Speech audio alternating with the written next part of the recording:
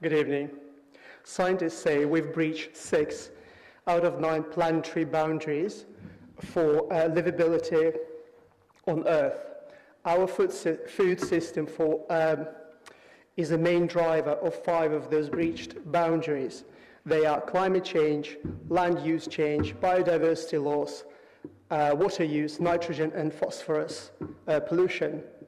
It is well established that plant-based diets have the lowest environmental impact. Even if we ended fossil fuels today, food emissions alone would breach the 1.5 Celsius target for the Paris Agreement.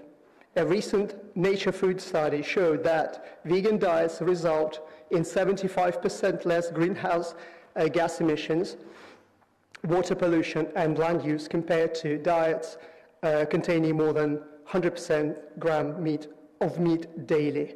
Vegan diets were also shown to cut wildlife destruction by 66% and water use by 54%. Could BCP Council join 30 councils, including Edinburgh, Belfast and Amsterdam, in endorsing the plant-based treaty and committing to a plant-based food strategy to complement our climate action? Thank you. Thank you. 30 councils have endorsed the plant-based treaty to address 1/3 of greenhouse gas emissions which come from the food sector. What we eat matters more than how far it's travelled, because food miles account for just a tiny proportion of emissions. For example, UK meat and dairy production accounts for around 50% of our methane emissions, and scientists agree that we must cut methane by 45% this decade to avoid a 1.5 degree temperature rise. During an Instagram Q&A last September, Councillor Hadley agreed that schools could be encouraged to introduce carbon labelling on menus. When Edinburgh agreed their plant-based treaty action plan, they committed to a carbon labelling trial with Clamato in schools, and they also signed up Edinburgh's universities. Could the council outreach to local schools and invite them to consider carbon labelling? And can the council themselves explore this in areas where you have influence over catering and food menus? Thank you. An analysis by the the Office of Health Economics shows that plant-based diets would save the NHS £6.7 billion a year, with 2.1 million fewer cases of disease. Research consistently shows that local governments are trusted more than national politicians, making the council well positioned to introduce plant-based initiatives and deliver public education. Councils such as Edinburgh and Amsterdam have endorsed the plant-based treaty and developed plant-based food strategies. What more can the council do to help normalise plant-based foods and encourage the community to eat them? When tendering contracts for public events such as the Christmas market, can businesses be asked to include plant-based options to promote inclusivity and sustainability and increase the current offerings? When 75% of a menu is plant-based, a tipping point occurs which encourages people to choose more sustainable options. What else can the council do in this area? Thank you. Nationally, councils have poured £238 million of pension funds into factory farming investments, fueling human rights abuses, the climate emergency, deforestation, biodiversity loss, and large-scale animal suffering.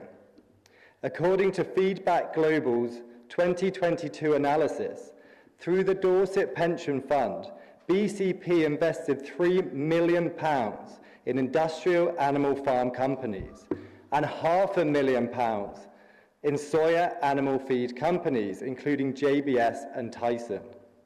Around 90% of Amazon deforestation is linked to the continued expansion of animal agriculture, where pristine rainforests are torn down to graze cattle and grow animal feed, all to satisfy our appetite for meat and dairy. Since these products end up in our supermarkets, ultimately, we must take collective responsibility in finding solutions to Amazon deforestation. In support of plant-based treaty, could the council liaise with Dorset Council and look at divesting from factory farming and supporting plant-based projects and soft energy solutions? Thank you. Thank you very much. So in his response to a question from a resident at the April full council meeting, Councillor Hadley acknowledged that we need to act with urgency across a wide range of measures to tackle the climate crisis, and this should include individuals considering a low-meat diet. With this in mind, will the Council consider banning all advertising for meat and dairy products on assets they have control over? So, for example, lamppost banners and roundabouts. There is already a similar ban in place for alcohol, tobacco and gambling. Further, will the Council commit to using its own communications channels to promote the benefits of a plant-based diet to BCP residents?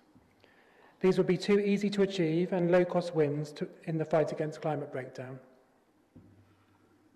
In light of the climate crisis and BCP Council's declaration of climate emergency, would the Council consider passing a motion to supply and serve 100% plant-based food at all internal meetings and events? BCP could join other councils such as Oxfordshire, Cambridge, Exeter and Norwich, who have led the way on this initiative, and signal their commitment to taking action on the climate crisis. In addition to the environmental benefits, plant-based food is the most inclusive option. It's not about taking away personal choice. Plant-based food is delicious, healthy, and for everyone. According to the British Ecological Society, agricultural pollution is the biggest perpetrator of freshwater pollution. They also stated that changes to farming practices to prevent agricultural pollution should be a top priority for restoring England's waterways. Only 16% of England's rivers are classified as being in good ecological health, and we have seen how passionate local people are about the pollution of our precious rivers. We can greatly reduce the harm to our environment from agricultural pollution by switching to a plant-based food system. Will BCP Council lead by example and also help to normalise plant-based eating by implementing an action plan to promote and prioritise plant-based eating wherever the Council has influence? This action plan could also link to solutions suggested by other residents this evening. We would welcome a meeting with the portfolio holder for climate response, environment and energy to discuss how these solutions could be implemented. Thank you. Thank you. Thank you, Chair, and thank you to the 8 members of the public who took the time to send in questions concerning the plant-based treaty and plant-based diets. This issue was raised previously at Council on the 12th of September 2023, and I will revisit some of the points made on that occasion by my colleague, Councillor Hadley. As before, we agreed that changing to meat and dairy-free diet is an important component in reducing our carbon footprint.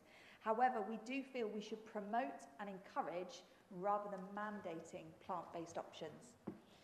As an administration, we welcome the challenge and will look into the implications of prioritising climate-friendly advertising on assets we own and utilising our council's communication channels to promote the benefits of a low-meat and dairy/plant-based diet to residents in a climate-related messaging.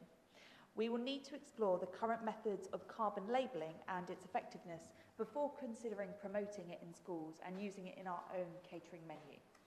On serving 100% plant-based foods at internal meetings and events, any councillor in this chamber is welcome to bring a motion, and I would welcome further debates with colleagues on this matter if there is, forgive me, an appetite to do so.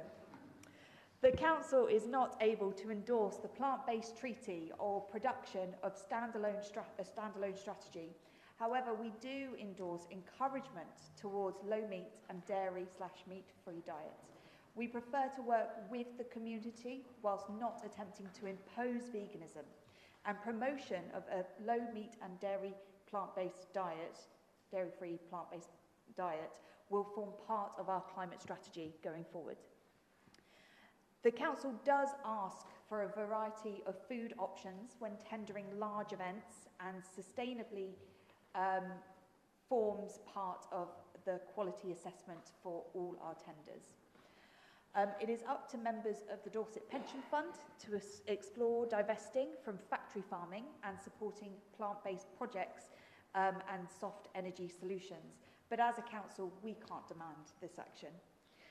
The council is not able to endorse the production of a standalone action plan but will aim to lead by example in promoting and prioritising plant-based eating where it has influence and in the community to do so.